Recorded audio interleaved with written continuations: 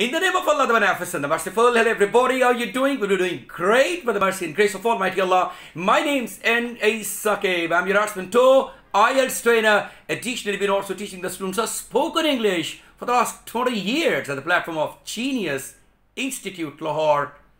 Dear friends, if you're interested in taking online classes or on-campus classes, you can contact on the given number. Dear friends, today's topic or lecture will be about IELTS Writing Task 2 and about its planning. How to plan the essay before actually starting it. So that's the topic of ours today. And you know that planning in advance is compulsory element if you want to ensure your success in any field of your life, which however can't be achieved through random activity. So, planned activity is far better than random activity. As far as the IELTS Writing Task 2 is concerned, a very decent kind of planning is required before actually starting the essay. So, before starting essay, you need to develop strategies. You need to plan your essay, as a matter of fact. What it will do, it will help you to produce and organize your ideas. Moreover, it will give a bit of sequence to your thought and you're able to just develop your ideas quite logically. So your ability to communicate well will depend largely on your good planning. My suggestion to you would be that planning is worth the effort.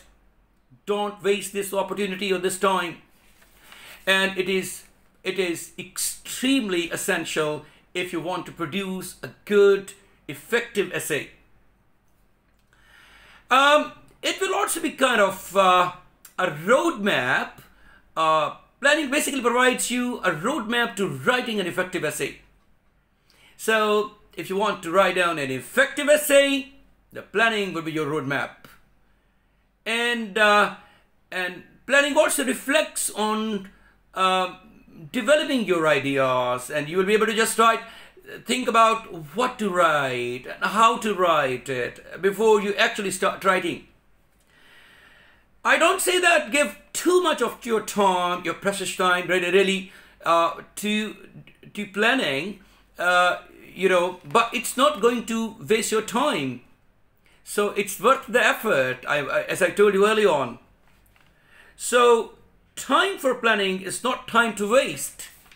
It's time to utilize and to brainstorm. It's a kind of switch on your imagination. Start thinking about different ideas. Multiple ideas would be coming in your mind, striking you. You will be choosing what to talk and what not to talk during your essay. You will be organizing how you will be starting your introduction and how you will be wrapping up your essay by writing a very comprehensive conclusion by summarizing all the points of your body paragraphs. Moreover, you will be just brainstorming what will be the topics and tenses of all of your body paragraphs. It will all depend whether you write down 2 body paragraphs or 3 body paragraphs. So you have to switch on your imagination, start thinking about it, and it will be a kind of brainstorming session.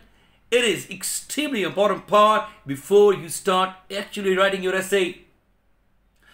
If you are late, if you don't manage it, if you don't preempt what you're going to write down, and if you you are too late, it will be too difficult for you. So if you try to do this while you are writing, it will be a disaster.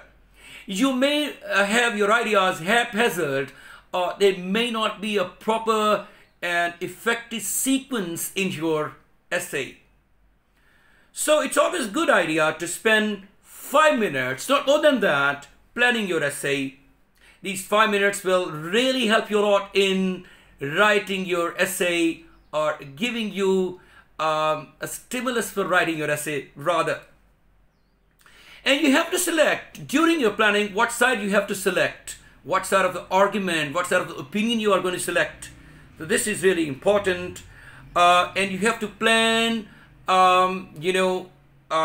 arguments for each paragraph by just making certain topic sentence in your mind. You know, at the start of each body paragraph, you're going to write in the topic sentence. It will define what you're going to write down in that particular paragraph. So all that stuff is done by planning before starting actually writing your essay. That is the task 2 of your IELTS. What you can do here, when you read the question, immediately start underlining the key words, or start thinking about the key phrases or related words for that, for those words which have been used in the question statement. So underline the keywords in the question, list all the related words or synonyms you can imagine. So they're going to help you out in avoiding repeating the words throughout your essay.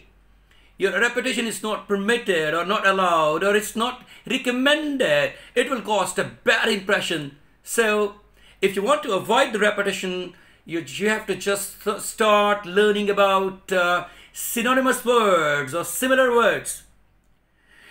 These synonyms will also demonstrate that you hold a wide range of vocabulary. You are very good at vocabulary using, and you have developed your wide range of vocabulary.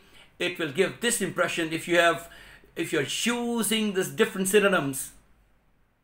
And my suggestion would be to you guys, a very strong recommendation, that don't copy the question. It will cast a bad impression. If some people start writing the question word to word, now you have to reword your question, rephrase it or paraphrase it. You have to use the synonyms where they are possible to be used. So, my dear friends, if you are using the word-to-word question, the examiner will ignore this and will not count in your word total. So, use synonyms instead and paraphrase the question. You know, the first statement is the background statement when you are cracking your essay, when you're going to start your essay. And the second statement will be called as thesis statement. So these two statements actually combined together give a comprehensive introduction to any essay. But it all depends from essay type to essay type. But generally considered, these two sentences are extremely important and they are in line with the requirements of the examiner. So there should not be any bullet points, so no numbering. This is not what is required by the examiner from the candidate. So there should be no bullet points, no numbering, and you have to check the question again and again while writing down the answer. Because you are answering, you have to see that whether you are answering in the right direction or not. So when you're writing, when you're completing your, for example, your introduction, just try to check it out. What was the question all about?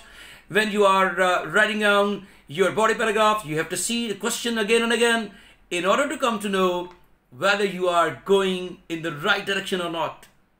My dear friends, this was the lecture about planning about your IELTS Task 2. I'll see you with another very important lecture in another published video. Until then, take care of yourself. God bless you all. Bye-bye.